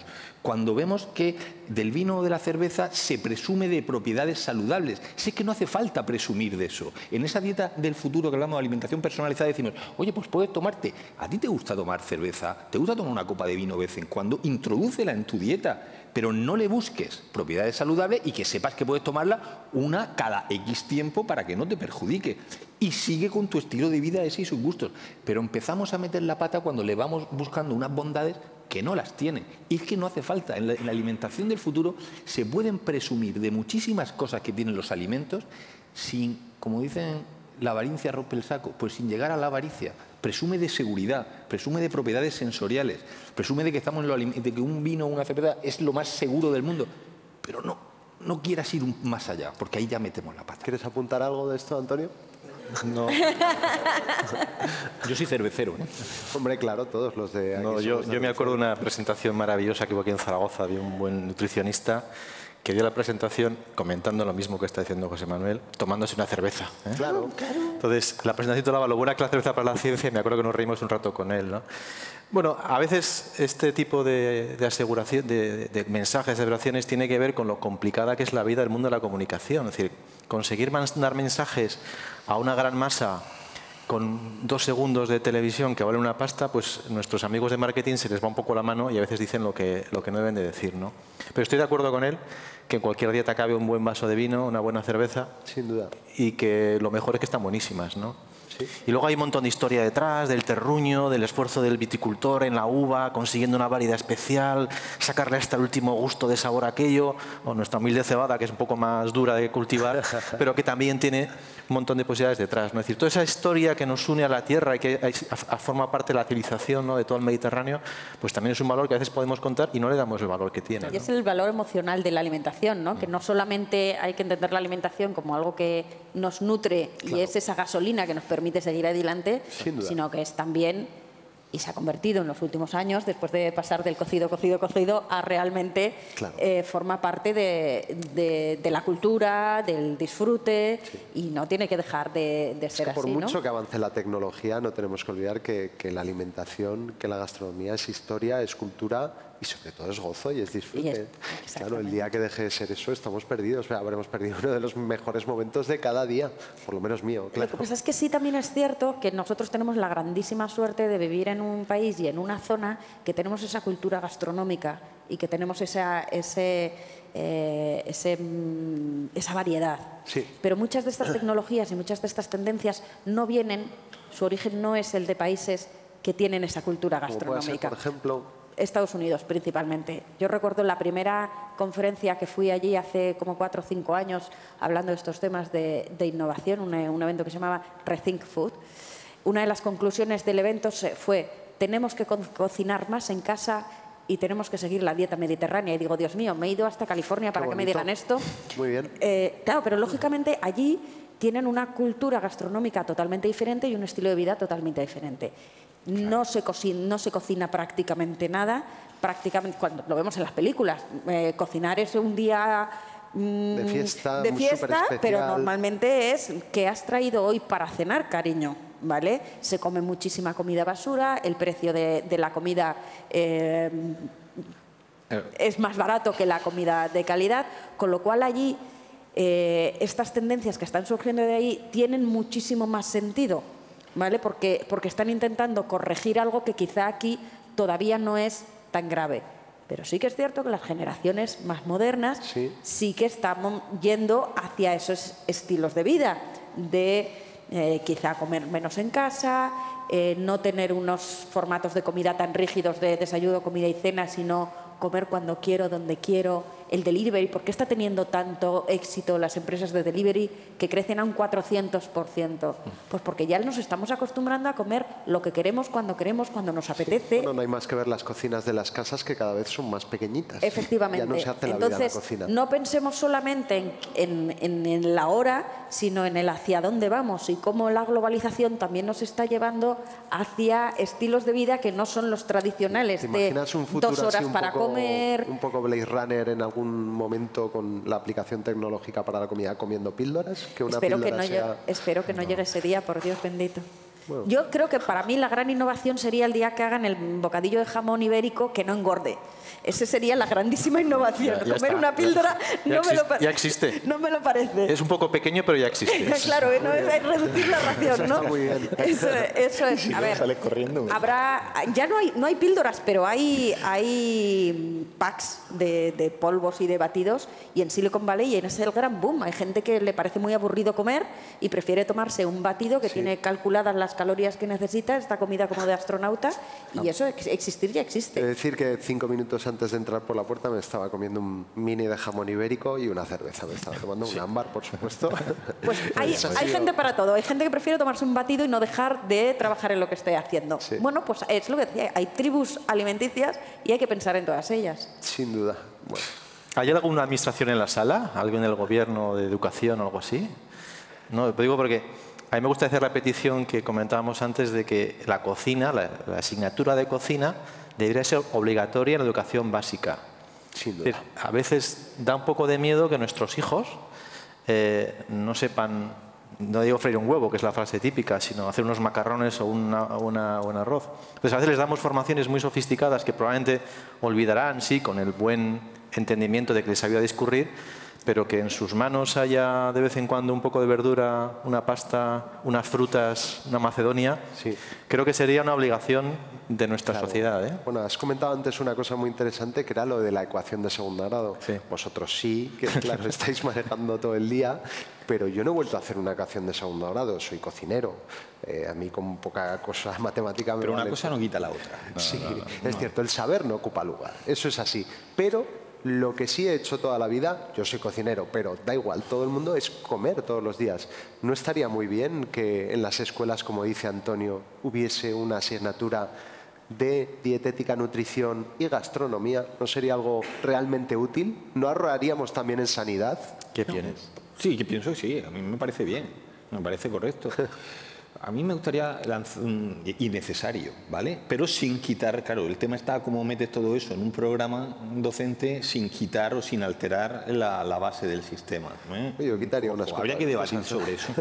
Pero a mí me gustaría señalar, cuando estamos hablando de la alimentación personalizada y la alimentación del futuro, estamos hablando de una serie de disciplinas científicas que están ya presentes.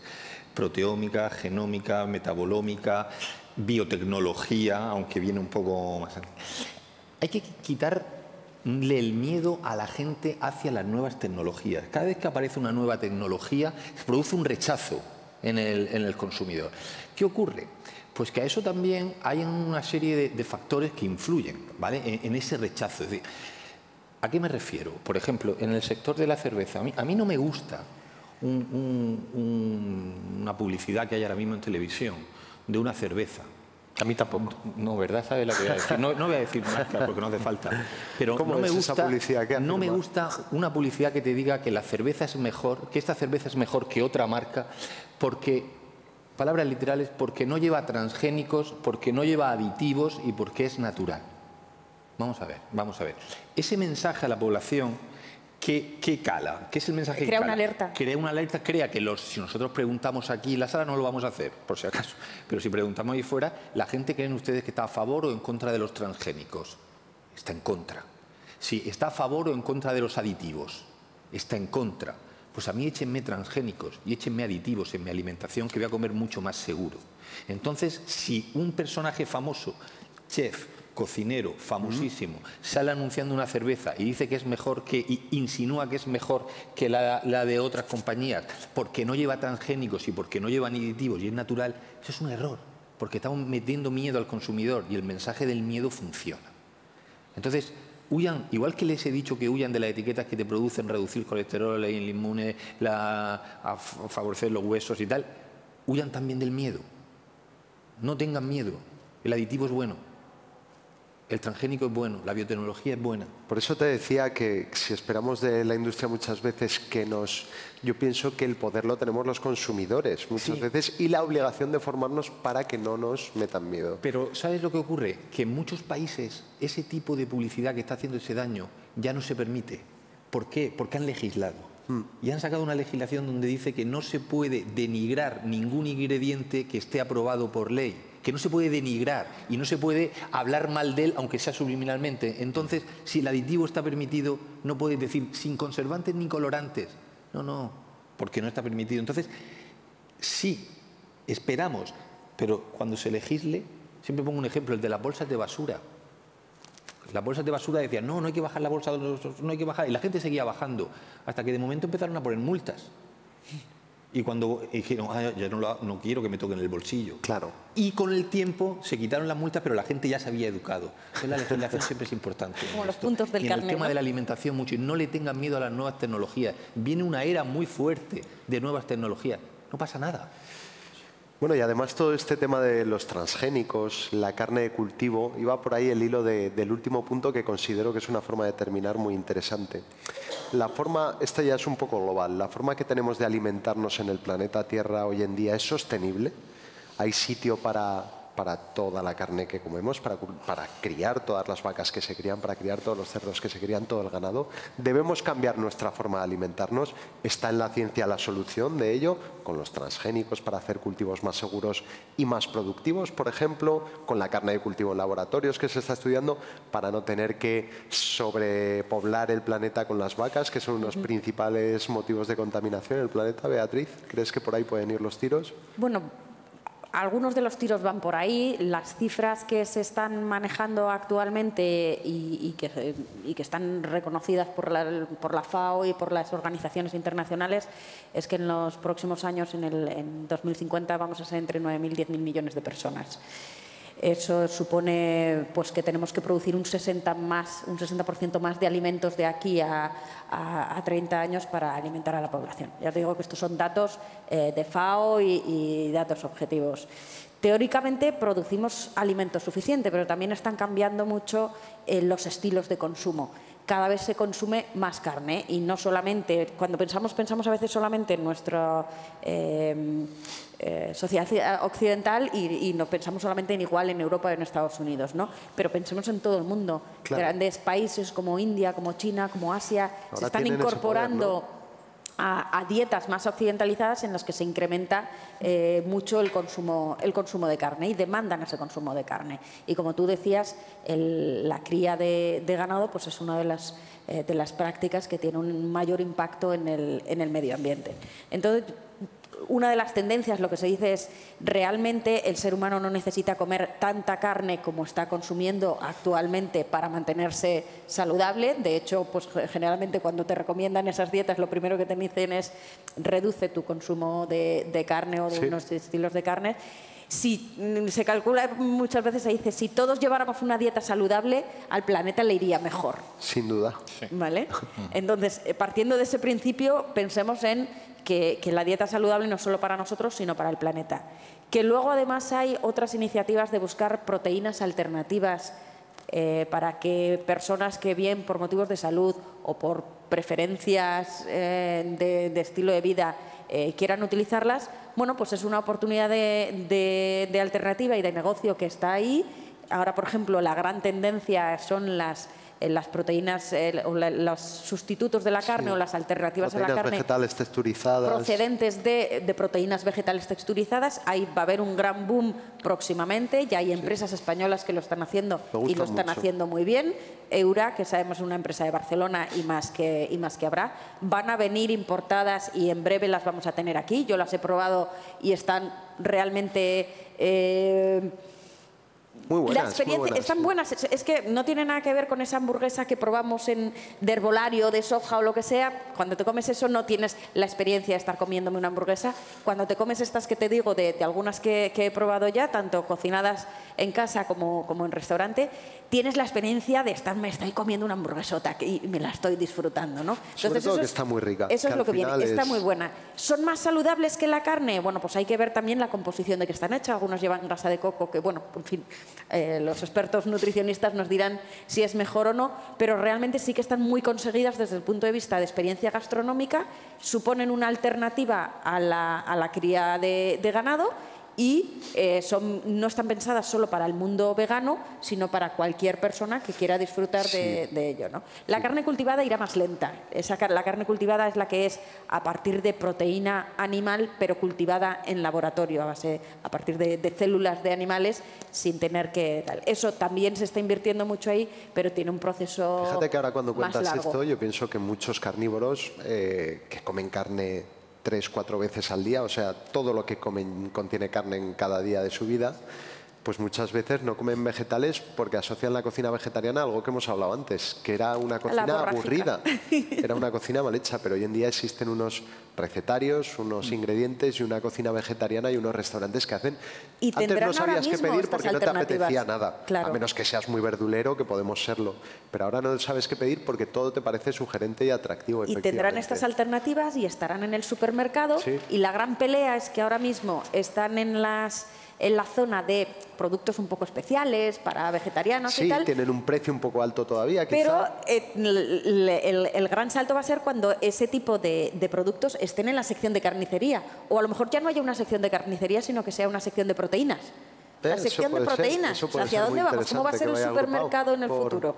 Las proteínas, ya veremos de dónde son, porque tú al final tendrás a la cabeza que tienes que tener una ingesta de X cantidad de proteínas, o lo que sea.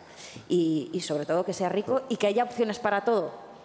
¿Cómo es eso, José Manuel? ¿Cómo es el futuro de la alimentación para que sea sostenible este planeta con tanta gente? Pues hay comentado una frase así muy por encima, pero que la veo importantísima. El comer mejor no solamente va a influir en nuestra salud, sino que va a influir en la salud del planeta. ¿A qué me refiero? Por ejemplo, ¿qué productos hay que desechar? Productos ultraprocesados. ¿En qué son ricos, entre otras cosas, los productos ultraprocesados? Aceite de palma. ¿El aceite de palma de dónde procede? De la deforestación de la palma en la parte de Sudamérica, etcétera. Entonces, y eso tiene un problema medioambiental y que está íntimamente relacionado con la salud, porque ese aceite de palma, aunque ya también le digo una cosa, tenemos problemas mucho más grandes que el aceite de palma, que nos obsesionamos con el aceite de palma. Pero es un ejemplo clarísimo de las relaciones que hay entre alimentos ultraprocesados y deforestación y problema de agricultura sostenible.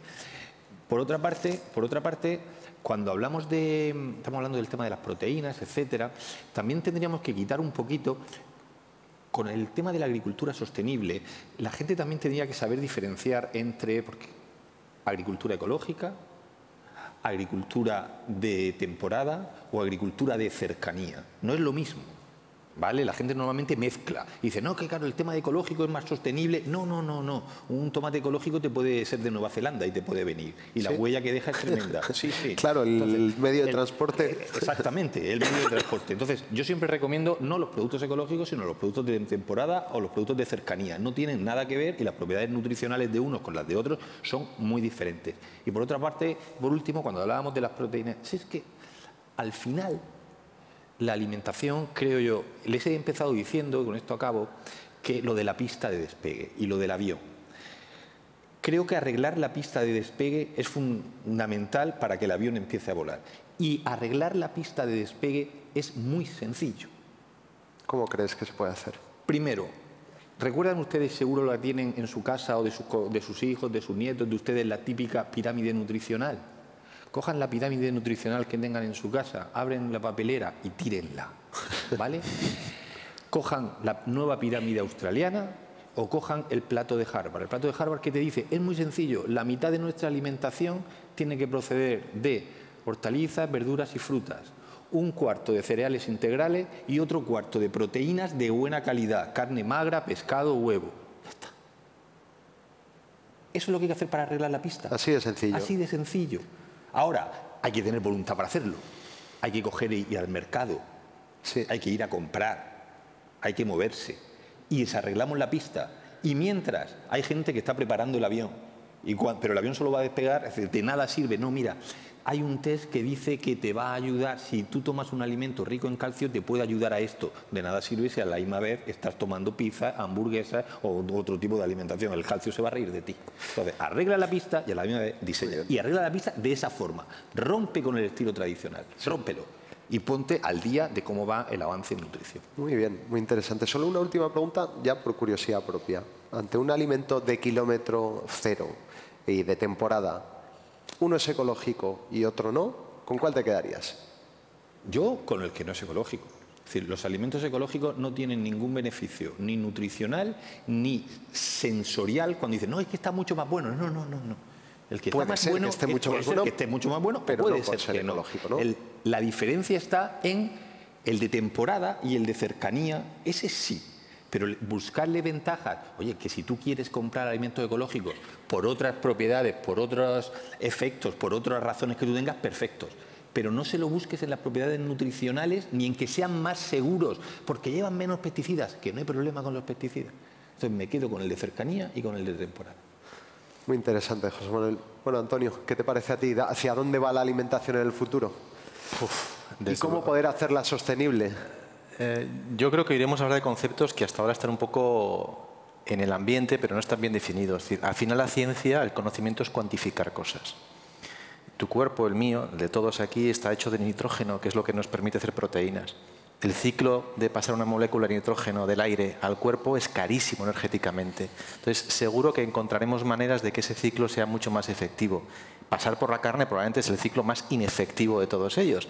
Entonces, espero que haya gente como José Manuel que investiguen mucho y que nos enseñen maneras de que ese ciclo sea mucho más eficiente y que esas 9.000 o 10.000 millones de personas quepamos todos aquí. Afortunadamente, como nos hacemos todos un poco más ricos, y esto es en contra de lo que la gente a veces piensa, el mundo es un poco más rico, pasamos un poco menos hambre y tenemos menos hijos, todos. Con lo cual, el crecimiento parece que poco a poco se va estancando, porque en el mundo cabemos los que vamos a caber, no muchos más. Entonces, yo creo que el conocimiento nos va a dar un poco de gracia en ese sentido. Y por completar un poco lo que decía José Manuel del mundo ecológico, yo ya he conocido dos tipos de agricultores ecológicos. Los que hacen agricultura ecológica y no saben lo que hacen, y los que hacen agricultura ecológica totalmente consciente de lo que están haciendo. O sea, de que su abono es la planta X de la traída con qué analizada con ese nivel de micotoxinas, donde simplemente por filosofía es conservacionista, tienen esa cabeza, pero trabajan con conocimiento. Yo creo que la diferencia está en trabajar con saber lo que haces o en creer en una fe que cubre todo, ¿no? Bueno, tú estarás además muy acostumbrado en ese tema, con el tema de la cerveza artesana y la cerveza industrial, que muchas veces chocan y para mí pueden convivir perfectamente, y la cerveza industrial además es maravillosa. Bueno, empezó con una gran polémica de la artesana industrial y ahora todo el mundo distingue cerveza buena, cerveza mala. Correcto. ¿No? Y la diferencia es el tamaño del puchero, no otro. Efectivamente, es que es así, no hay más. Bueno, pues si alguien quiere hacer alguna pregunta, porque la verdad es que ha estado todo muy interesante. No sé si os ha quedado alguna pregunta en el tintero. ¿A alguien le gustaría? Por ahí.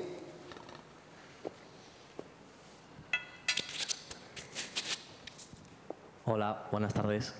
Me llamo Isidro. Me ha parecido, la verdad, que muy interesante todo lo que se ha dicho aquí hoy. De hecho, tendría preguntas hasta mañana por la mañana. Pero bueno, solo me quedo con una que a lo mejor es la que más o menos me deja dormir. Yo como trabajador, trabajo en la gastronomía, a día de hoy me hago muchas preguntas a nivel laboral, a nivel laboral me hago muchas preguntas tanto por lo profesional como por lo personal. De hecho hay preguntas hay alguna pregunta que hasta hace tambalear los cimientos de mi formación, de lo que yo hago. Pero por ejemplo tengo un amigo que tiene una granja de tocinos, ¿no? Con esto del boom del tocino. Pongo el ejemplo del tocino porque es lo que más cerca me cae, ¿vale? Pero yo le preguntaba a mi amigo, ¿y tú cuando un tocino se pone malo, qué haces? O yo le pongo una inyección. ¿Y qué llevas en inyección? Ah, no sé, yo le pongo una inyección. Y a lo mejor no es tanto una pregunta, sino más una reflexión con lo que acabamos de decir. ¿Quién es responsable de ese conocimiento del que cría el animal o incluso los vegetales, ¿no? Yo no quiero que ese ganadero no quiero que se niegue a poner una vacuna. Yo quiero que tenga conocimiento para poder luego decir. Entonces, ¿quién es responsable de eso? ¿Nosotros como sociedad? ¿La industria? O bueno. ¿A quién quieres dirigir esa pregunta? ¿Quién Bueno, quiere coger este pajarito?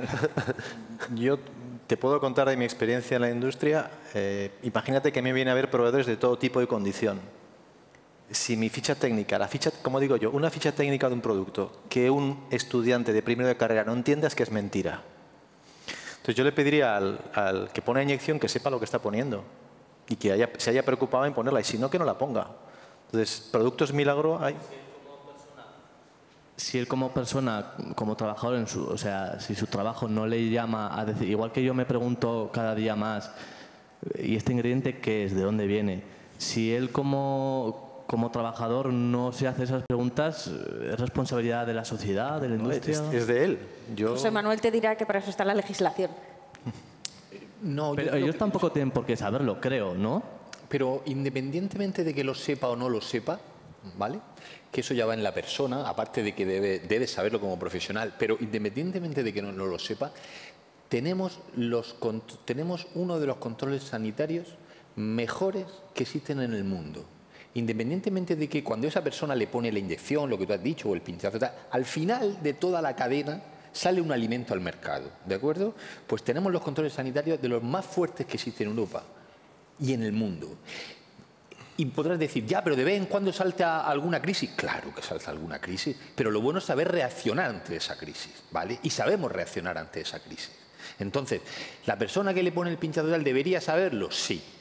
Pero a mí lo que más me preocuparía es que no existieran luego los controles sanitarios. Eso sí me preocuparía.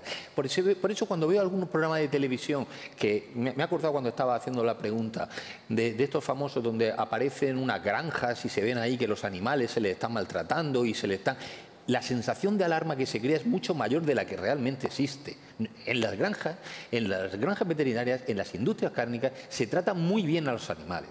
Que haya sitios donde se les trata mal y se les escapa, claro que habrá, sinvergüenza hay en todos sitios, pero al final hay un control. Entonces, ¿debería saber esa persona que le pincha lo que es? Sí, claro que sí, pero si no lo hay, al final alguien va a cortar, o ha pinchado algo que no sea lo correcto, alguien va a cortar en la cadena. Por eso cuando se habla de todos los alimentos están hormonados, nos van a transmitir los antibióticos, eso no es así. Pero el miedo vende. Muy bien. ¿Alguna pregunta más por ahí? Yo es que casi por alusiones, no hay nadie del Departamento de Educación, pero sí del Departamento de Sanidad. Yo trabajo en salud pública desde hace muchos años y sí que querría compartir un poco al hilo de la reflexión que haces, ¿no? Yo creo que es verdad. A ver, este es un mundo complejo, ¿no? No hay respuestas sencillas a nada, ¿no? Prácticamente a nada, ni en alimentación, ni en muchos ámbitos, ¿no? ¿Quién es responsable de lo que hace? Pues, hombre, primero el que lo hace, ¿no? Yo creo que en todos los ámbitos hay buenos profesionales y malos profesionales. Hay buenos cocineros y malos cocineros, buenos divulgadores, malos divulgadores, buenos productores y malos productores, hay quien hace lo que puede, hay un mundo complejo, ¿no? Y luego sí que es verdad que yo creo que estamos en un esquema donde hay mucha seguridad. Yo siempre digo lo mismo. Si la legislación, si en materia económica hubiera la misma legislación que la hay en la alimentaria, desde luego no se movería el dinero como con la, sí, muy buena como reflexión. Se mueve ahora, ¿vale? La trazabilidad en la industria alimentaria tiene, y no digo con eso que estemos en un mundo perfecto, queda mucho en seguridad alimentaria, queda mucho recorrido, pero los niveles que tenemos yo creo que son muy razonables, ¿no?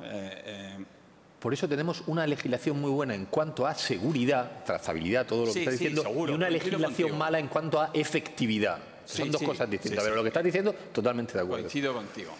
Y ya, no al hilo de eso, una reflexión. Habláis mucho de la alimentación personalizada. Yo trabajo en salud pública, donde lo comunitario tiene otra dimensión. Es verdad que la tecnología es imparable. A mí no me gusta ese futuro de la alimentación personalizada, porque yo creo que pierde la esencia de algo que es fundamental en la nutrición y la alimentación, que es lo ligado a la cultura y a lo colectivo, ¿no? En la nutrición habéis hablado un poco, probablemente no al lugar, ¿no? La influencia que tiene no solo lo que se come, sino cómo se come, claro. Con quién se come, cuándo se come, la hora de la comida, cómo se disfruta, ¿no? Y ese mundo de la alimentación personalizada, pienso que está en algunos aspectos contrapuesto, confrontado con ese disfrute de lo colectivo. Tiende a aislarnos quizá un poco más también. ¿Perdona? Que tiende a aislarnos un poco más, a quitar ese componente colectivo de la comida. Claro, ¿no? Fijaros, se me ocurrían muchas ideas todas perversas, ¿no? Cuando estás cocinando en casa, en la que te vengan 15 invitados con concepciones de alimentación personalizada. Bueno, eso pasa casi hoy en día con todas las intolerancias y cosas que hay, eso está pasando ya, ¿eh? Yo como hostelero, ¿no?, te puedo decir que hay mesas de 15 personas en los que cada uno te puede pedir una cosa diferente, bueno, y con una intolerancia diferente. La alimentación es a petición del café, ¿no? ¿Cómo quieres el café? Yo lo quiero solo, cortado. Sí. Por lo mismo... Creo que es un obstáculo que se puede salvar, sí, porque ya estamos asistiendo a eso. Por ahí hay alguna. Ponme más omega 3, ponme menos lactobacilos. Claro. Voy mal de antioxidantes. Una cosa que les quería comentar rápida, que estoy haciendo en el laboratorio, cuando estamos hablando de la alimentación sostenible y del medio ambiente, es cierto que cada vez, por ejemplo, hay muchísimas zonas de la Tierra donde no se puede cultivar. Zonas, por ejemplo, donde por el tipo de suelo que existe, ahí no se puede, suelo donde hace un frío tremendo, etc. Pues aquí lo que estamos haciendo es extrayendo el gen de un pez que vive en aguas heladas, extrayendo el gen que le permite producir una proteína que resiste ese agua y se introduce en un vegetal para que resista el frío de esa tierra. Increíble. Y eso al final es un alimento transgénico, pero es un alimento transgénico, pero a la misma vez que reduce los problemas medioambientales. Claro. Y eso se está haciendo, y eso se verá a la luz mucho antes que la alimentación personalizada. Buenas tardes. En primer lugar, felicitar al clúster por la organización de esta jornada. Y en segundo lugar, decir que he venido ilusionado a oír una conferencia o un debate sobre la alimentación personalizada y me voy a ir bastante preocupado. Primero, por la afirmación que ha dicho un divulgador científico de prestigio de que exactamente ha dicho que los productos funcionales, ningún producto funcional es útil. Entonces, ¿qué son? Son inútiles y los empresarios que fabrican esto fabrican cosas inútiles, son tontos, son engañadores, ¿qué son? Vaya afirmación. Sí. Vaya afirmación. Segundo, me hace muchísimo duelo también oír que es necesaria mucha más legislación. Desde luego estoy de acuerdo con que la legislación va detrás de la realidad. Pero de ahí a decir que lo que nos hace falta es más legislación cuando acaba de reconocer también usted y el señor de Sanidad que tenemos en cuanto a garantías, tenemos una legislación muy avanzada. ¿Cómo vamos a funcionar los industriales? ¿Por la legislación? ¿Es que si no tuviéramos la legislación íbamos a fabricar mal? Pues claro, ya la última que he oído del representante de Sanidad, con el cual tenemos debates alguna vez, es de que hay buenos productores y hay malos productores. Pues miren, permítanme disentir enteramente, porque los malos productores ya no existen, los ha echado al mercado. Es decir, los industriales queremos clientes para toda la vida. No queremos ni siquiera consumidores, sí que estamos interesados en una alimentación personalizada, en darle a cada uno lo mejor para él. Y en eso es en lo que estamos investigando profundamente y vamos a seguir haciéndolo cada vez más. Entonces, bueno, venir a hablar de una alimentación, venir a oír hablar de una alimentación personalizada y terminar dando una fórmula diciendo de la alimentación debe ser la mitad de esto, la cuarta parte de esto y la otra cuarta parte del otro, pues bueno, es una síntesis que no tiene mucho de personalización. Entonces, la verdad es que me voy un tanto preocupado en cuanto a las afirmaciones que he oído aquí, porque la industria alimentaria ha quedado ya, y si después terminamos de poner la app esta, que han dicho una aplicación en el móvil para saber cuándo se están engañando, es que los restaurantes lo que quieren es engañar y esa app nos va a ayudar, de acuerdo, nos va a ayudar a saber si nos están engañando o no, pero vaya visión de futuro que tenemos. Todos estamos interesados en tratar bien no a los consumidores, que el concepto de consumidor es un consumidor que yo espero que algún día desaparezca, porque el consumidor es como una especie de ente que traga todo lo que le meten, a llenarlo. Es muy triste cuando las multinacionales debaten sobre la cuota de estómago. A mí me pone, francamente, no me gusta. Pero tampoco me gusta la palabra consumidor, me gusta la alimentación personalizada, me gusta tener en cuenta a las personas con todas sus características y a que nos vayamos adaptando a esas personas. Pero que quede claro que los industriales no vamos ni a fabricar productos malos, ni a fabricar productos inútiles, ni nada parecido. Vamos a hacer siempre lo que mejor pensamos que es para las personas. Y para eso estamos, para dar servicio a la sociedad y hacer negocio también. Pero no a costa de la salud de nadie. Y ahí vienen las garantías que da Sanidad, que en España son muy por encima de casi todos los países europeos y seguramente del mundo. Gracias. Bien. Bueno, quizá generalizar siempre es... No. Mire, le contesto. Para empezar, una cosa. Cuando se habla de legislación, existen en alimentación dos tipos de legislación. Una, a la que se ha referido el compañero y a la que yo me he referido varias veces, que es en cuanto a seguridad del producto. En cuanto a seguridad, que no son tóxicos, que no se va a envenenar, que no se van a contaminar. Y ahí hay toda la legislación del mundo y todos los controles. No hace falta ni más legislación ni más controles porque los que hay son suficientes. Eso por un lado. Pero luego viene la legislación en cuanto a efectividad del producto. Si le va a ayudar al sistema inmune, si le va a reducir el colesterol, si le va a ayudar al rendimiento mental, al rendimiento físico. Eso es la otra de la que estamos hablando, la efectividad. Por ese lado está claro, ¿no? Una es la seguridad, que vamos sobrados, y otra es la efectividad, que no vamos sobrados.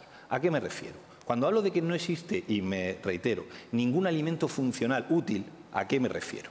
Hasta hace unos años, en el etiquetado de los productos alimenticios, se podía decir absolutamente de todo. Se podía decir porque no existía una reglamentación europea que ayudaban a todas esas cosas que le he dicho, desde el rendimiento físico, intelectual, a los huesos, al mental, al sistema inmune, a reducir el colesterol. Podías decir lo que te dé la gana, ¿Por qué? Porque no existía reglamentación, ¿de acuerdo? Es que esto seguramente no lo sabe. Entonces se puso en marcha un reglamento europeo. Un reglamento europeo por lo cual, a partir de ese reglamento, que lo puso en marcha la Autoridad Europea de Seguridad Alimentaria, la EFSA, yo trabajo en la ECOSAN, es la EFSA, la europea, lo que te dice que es, a partir de ahora, si tú quieres poner aquí, en esta etiqueta, que esto sirve para lo que sea, me tienes que mandar la documentación. Yo la reviso, yo no es una persona, es un panel de científicos de la Unión Europea contrastado. Y si es así, ustedes la siguen poniendo, perfecto. Pero si no es así, no la ponen. No le dejamos hasta que no se averigüe. Bien, se puso en marcha ese reglamento. ¿Sabe usted lo que ocurrió? Lo que ocurrió es que de las 50.000 primeras peticiones de la industria alimentaria para seguir pudiendo poner lo que ponían, 50.000, ¿sabe cuántas se aceptaron? Se aceptaron 222, el 0,5%. ¿Por qué? Porque ninguna cumplía eso que decían que iban a cumplir. Bien, ¿qué ocurre? A partir de entonces, dice, bueno, por lo menos, y esto ya fue hace unos años, a partir de ahora ya puedo estar tranquilo. Ya puedo estar tranquilo porque por lo menos hay un organismo que controla y todo lo que vemos ahora controla. ¿Qué ocurre? ¿Puedo estar tranquilo? No. Y vuelvo a repetir, no hablo de seguridad, hablo de efectividad. Porque en ese reglamento europeo dice que añadiendo el 15% de la cantidad diaria recomendada de algún nutriente que sí haya sido aprobado por la EFSA, usted puede decir todas las health claims o alegaciones saludables de ese nutriente. Le voy a poner un ejemplo o dos o tres y usted luego me responde. El tema es, ustedes han visto, por ejemplo, los yogures estos que hay, enormes, donde dice ayuda al sistema inmunitario, ¿de acuerdo? Y arriba pone, bien grande, Lactobacillus casei, ¿vale? ¿Qué ocurre? Que la Unión Europea ha dicho que el Lactobacillus casei no está permitido decir que ayuda al sistema inmunitario. ¿Por qué? Porque no lo ha demostrado. Igual que no ha demostrado las isoflavonas a ayudar a la menopausia, ni la taurina a nada, ni la carnitina a perder peso, ni el triptófano a la depresión, nada de nada de nada. Pero lo ha dicho la Unión Europea, no lo digo yo, José Manuel López Nicolás, la Unión Europea. Y entonces dirá, anda, ¿y entonces por qué ponen la etiqueta ayuda al sistema inmunitario y Lactobacillus casei así bien grande? Porque ese reglamento, ese resquicio que le he dicho del 15% hace que ahora las empresas están añadiendo el 15% de la cantidad diaria recomendada ¿de qué? ¿Cuáles han sido los nutrientes que se han pasado la ley? Vitamina C, vitamina B6, vitamina B12, potasio, nada. ¿Y qué ocurre? Que entonces tú cuando dices ayuda al sistema inmunitario lo dices no por el Lactobacillus casei. El Lactobacillus casei, de hecho, si lo quitas, puedes seguir diciendo que ayuda al sistema inmunitario por esa vitamina B6. ¿Pero qué pasa? Que es necesaria, y a eso voy yo, la vitamina B6. Pues resulta que según las encuestas de ingesta dietética españolas oficiales, los españoles tomamos muchísima más de la vitamina B6 que necesitamos. Tomamos el doble o el triple o el cuádruple, incluso el 300% de la vitamina C que necesitamos. Y que en un solo plátano, usted tiene el triple de vitamina B6 que en ese botecito. Que en esos alimentos que nos dicen que ayudan a ayudar a la depresión, porque lleva triptófano. La Unión Europea ha dicho que el triptófano no sirve para nada. ¿Pero qué lleva? Fósforo. ¿Y sabe cuánto fósforo lleva? En una sardina no de las del País Vasco, es una sardina normal, esta de Murcia, tal, hay el mismo fósforo, el mismo, que en 3 cajas de pastillas de complementos alimenticios, de esos basados en el triptófano. 3 cajas le valen 90 euros. Una sardina le vale unos céntimos. Ningún alimento funcional es necesario. Pero no lo digo yo, lo dice la Unión Europea. Y han tenido ahora que para esa reglamentación... ¿Y qué ocurre ahora? Que incluso las grandes empresas que empujaron para que se pusiese ese reglamento del 15%, porque ya la innovación se la cargan. ¿Por qué se la cargan? Porque yo ya no necesito investigar. Si le añado un poco de vitamina C, y digo, alimento basado en el no sé qué, no sé cuántos que ayuda, es porque le he metido vitamina C, si no la ley no me permitía. ¿Y sabe qué pasa con las grandes empresas que empujaron para poner ese reglamento? Que ahora las grandes empresas no quieren quitarlo. ¿Y saben por qué quieren quitar el reglamento a la gran empresa? Porque se ha dado cuenta que ellos tienen potencial para innovar y para investigar. Pero, sin embargo, la pequeña empresa que antes no podía investigar e innovar, ahora se dice, anda, el reglamento ese también está para mí. Y entonces yo no tengo dinero para invertir tanto como la gran empresa, pero sí que tengo dinero para adicionar vitamina C, vitamina B6. Y entonces empiezan a sacar las pequeñas empresas productos con el mismo eslogan que tiene la gran empresa, pero que vale 4 o 5 veces menos. ¿Y qué ocurre? Que la gran empresa que está intentando ahora quitar el reglamento, pero la pequeña empresa, una vez que se ha conseguido meter dentro, dice que de quitarlo nada. Entonces, dígame usted un solo alimento funcional, un solo complemento alimenticio para que una persona normal, hombre, si eres, por ejemplo, como estamos hablando, vegano, suplementos de vitamina B12, pero para la alimentación tradicional, todos esos que tienen en los supermercados, uno solo que sea necesario. Ni uno. ¿Por qué? Porque el nutriente que hace que sea efectivo lo tenemos en la alimentación tradicional 3 veces más barato y 3 veces en mayor cantidad. Y ahí está el truco. Y ahora mismo acaba de salir al mercado esta semana una empresa de aguas, famosísima, agua mineral, que te dice que te ayuda a esto, a esto, a esto, a esto y a esto. ¿Qué han hecho? Meterle vitamina C.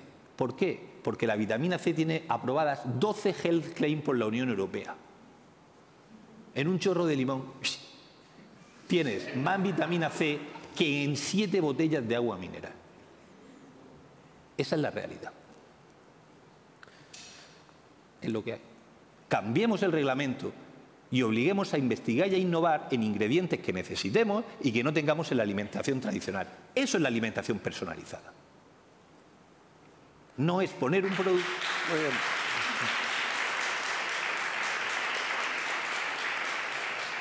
María Eugenia, ¿quiere decir algo? Un momentito. Presumamos de seguridad, presumamos las empresas de calidad, pero no intentemos el truco, porque lo hemos pillado. José Manuel, bueno, yo contigo este tema lo he comentado en algún momento, el que yo creo que lo primero, no debemos generalizar en nada en la vida, en esto tampoco, es decir, que hay industria alimentaria que hace las cosas bien y hay industria alimentaria que hace las cosas mal. Yo cuando me reuní contigo en Murcia, por ejemplo, te comenté que nosotros, por ejemplo, desde el clúster, con empresas que tenemos, con industria alimentaria de Aragón, estamos trabajando en el desarrollo, por ejemplo, de un nuevo ingrediente funcional. Te comenté cómo lo estábamos haciendo además con evidencia científica, con centros de investigación, y te dije, y además se sacará al mercado no con ningún asterisco, correcto, sino... Y seremos los primeros en difundirlo. Y lo que haremos será, pues, con líderes de opinión, pues médicos, tal, enseñarle la evidencia científica que hay detrás para decirle, esto funciona por esto. Y yo creo que tú me dijiste, pero como no le pongas el asterisco, claro, no vais a vender nada. Salvo que la EFSA, que es lo que hay que hacer, mandarlo a la EFSA, mandar esos estudios, no a un médico ni nada, no, mandarlo al panel de dietéticos de la Unión Europea, te dice, oye, el producto que habéis diseñado funciona para lo que dice. Pues se saca. Claro, pero hay lo primero, que por tanto no toda la industria está haciendo las cosas mal, sino que también hay industria alimentaria pequeña, que decías que se está aprovechando el asterisco, que están haciendo las cosas bien con evidencia científica detrás, y luego en segundo lugar, sí que es cierto que en general la industria de lo que se está quejando es que la EFSA se ha pasado de ser demasiado estricta y entonces realmente no está consiguiendo lo que quería, sino todo lo contrario, que hay quien se está aprovechando de ello y pagan justos por pecadores. Y luego, por otra parte, también el hecho de que a nivel internacional, porque estamos en un mercado global, no nos olvidemos, y realmente, al final, la industria europea alimentaria está en desventaja porque tiene una legislación tan férrea en temas de alimentos funcionales que no le permite competir internacionalmente. ¿Por qué? Pues porque me dice, llévalo a la EFSA. ¿De cuánto dinero estamos hablando de inversión y de tiempo para que luego realmente no se apruebe? Porque no se está aprobando prácticamente nada. Pues hay ¿vale? otra sobre opción. todo, no metamos a todos el mismo saco, José Manuel. En cuanto a efectividad, sí. En cuanto a seguridad y calidad, se está haciendo un trabajo en la industria alimentaria ímprobo. Por eso siempre digo que la industria alimentaria debería presumir de cosas que tiene suficiente para presumir, sin necesidad de ir más allá. Pero también claro que hace falta dinero, hace falta... ¿Por qué? Porque, es decir, investigaciones mías personales, las ha presentado la industria alimentaria ante la EFSA y la EFSA le ha dicho que no. Claro, le ha dicho que no, con razón. ¿Por qué? Porque las investigaciones nuestras son a nivel de investigación básica, que es totalmente necesaria, pero no se puede extrapolar lo que nosotros vemos en un laboratorio o que vemos con cultivos celulares o que vemos con pequeños animales a lo que le pasaría a un humano si te lo tomas. ¿Qué ocurre? Que hace falta mucho dinero para poder hacer esas investigaciones. Pues sí, pero es lo que hay.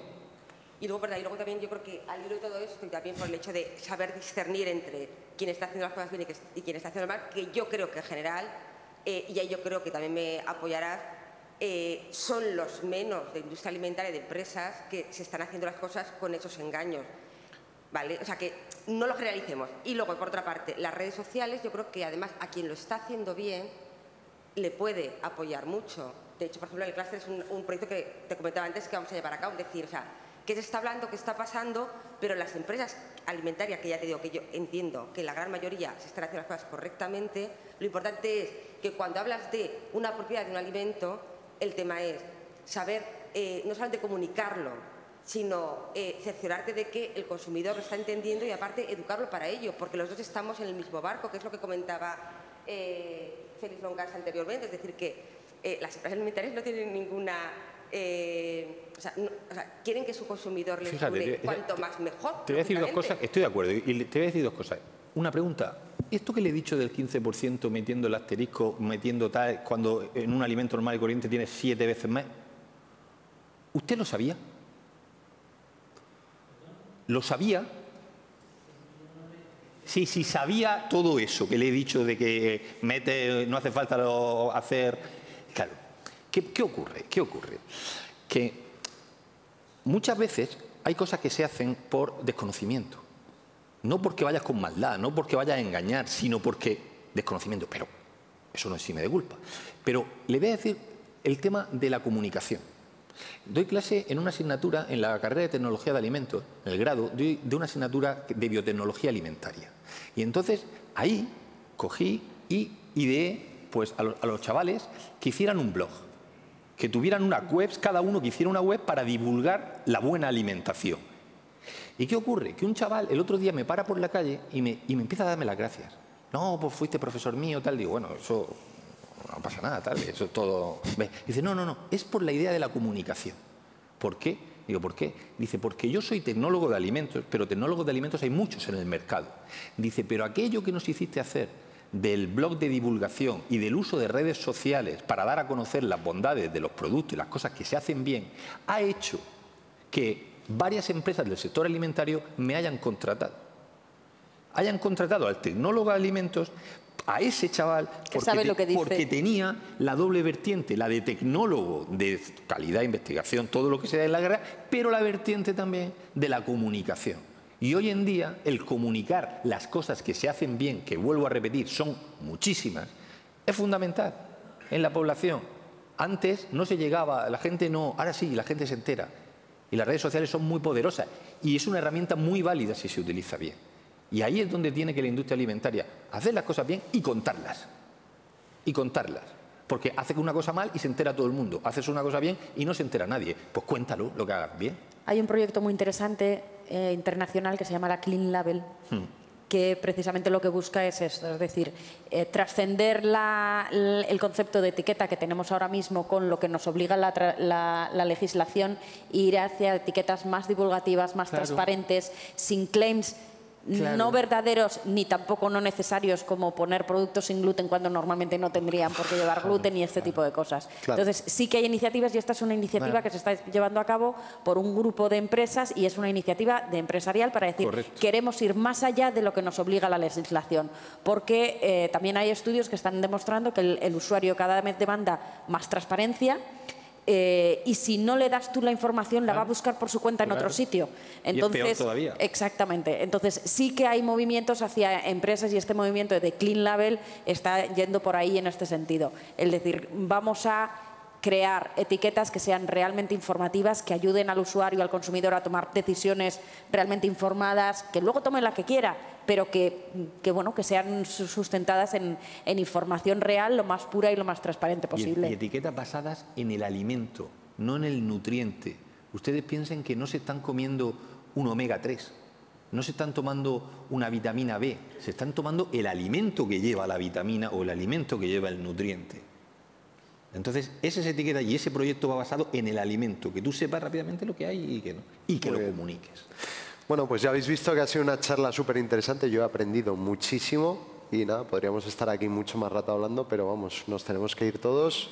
Ha sido un placer compartir con ellos tres. Vamos a darles un aplauso. Gracias. Muy bien, ¿cuánto he aprendido? Muchas gracias al Clúster Aragonés, muchas gracias a 480 y esperamos vernos otra vez prontito. Gracias. Chao.